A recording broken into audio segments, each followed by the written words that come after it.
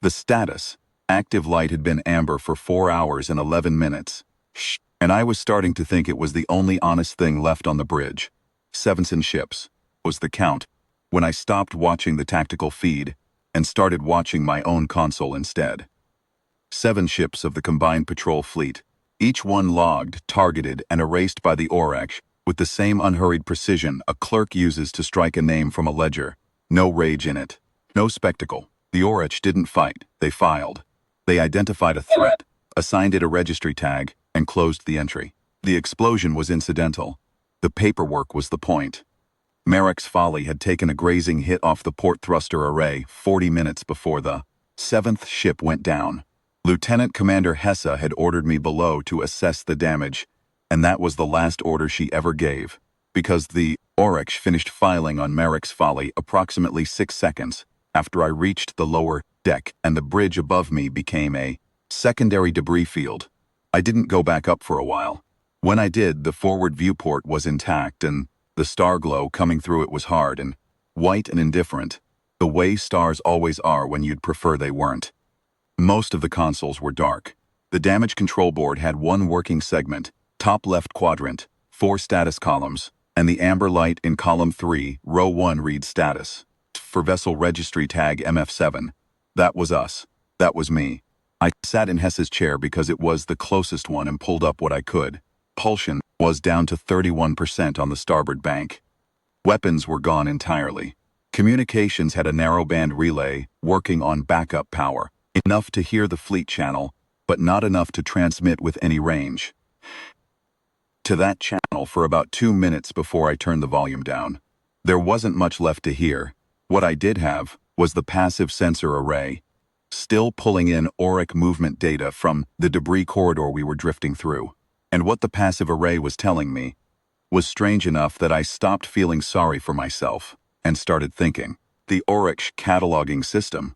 We'd had briefings on it, back when briefings were still a thing that happened. Operated on positional registry.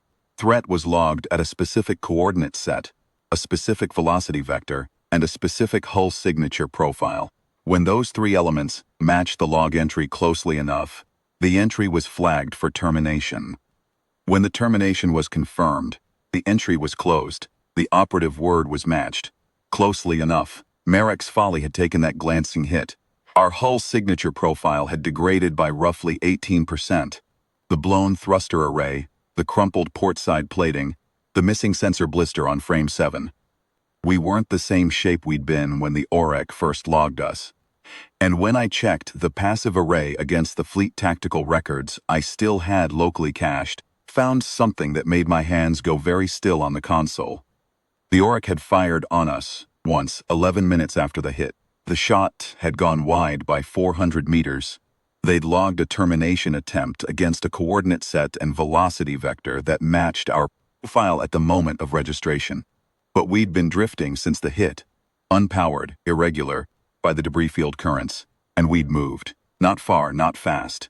Just enough. The entry hadn't closed. I sat with that for about 30 seconds.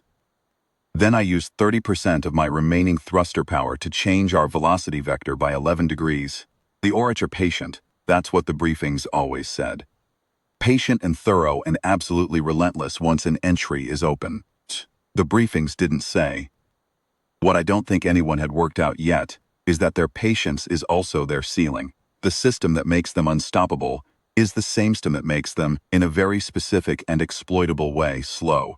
To close an entry, they need a confirmed match. Position, vector, profile, all 3, within tolerance. I stopped giving them all 3.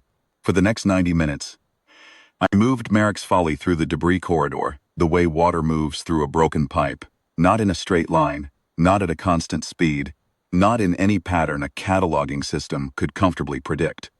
I used the thruster bursts in irregular intervals, 40 seconds of thrust, then coast, then a hard correction, then nothing for 6 minutes, then a short burn at an angle that made no tactical sense unless you understood that the goal wasn't to go anywhere.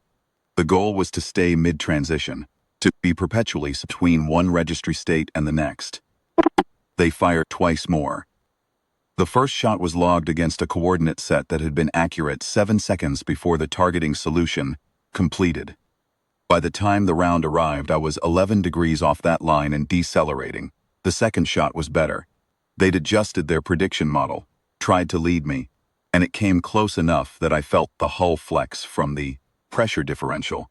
But close isn't a closed entry. Close is an amendment to the file. I heard the fleet channel crackle once.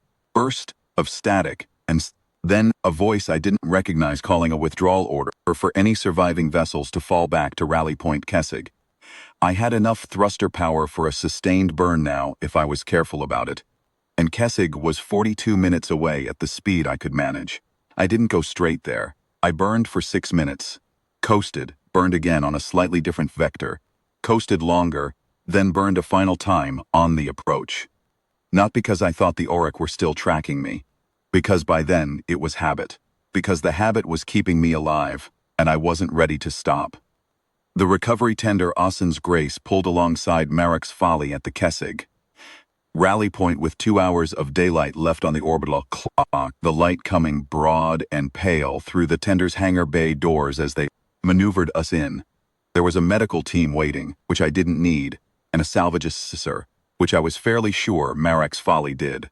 The senior officer on the tender was a commander named Adrian Solis, and she stood at the bottom of the boarding ramp and looked at me for a long moment before she said anything. "Your Vale engineering rate." "Yes, ma'am."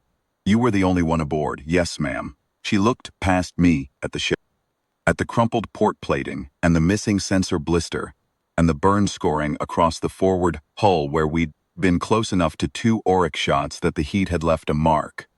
Then she looked at the damaged control board I'd pulled on a handheld display before I came down the ramp, still showing the one working segment, top left quadrant, 4 status columns, the amber light in column 3 still reading status, active for MF7. The Auric compiled a new threat index at 0940, she said, pulled back to refile. We don't know why yet.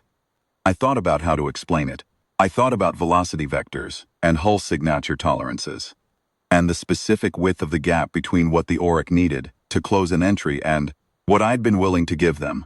I thought about 11 degrees and 6 minutes of coast and the way the debris field currents had nudged us in first place, which was the thing that had started all of it. They couldn't close our file, I said. I didn't let them. Solis looked at me a while longer. Then she nodded. Once. The way officers nod when they understand something they're going to need to think about, while before it fully lands. I turned the handheld display off. The amber light went with it. But I knew what it had said.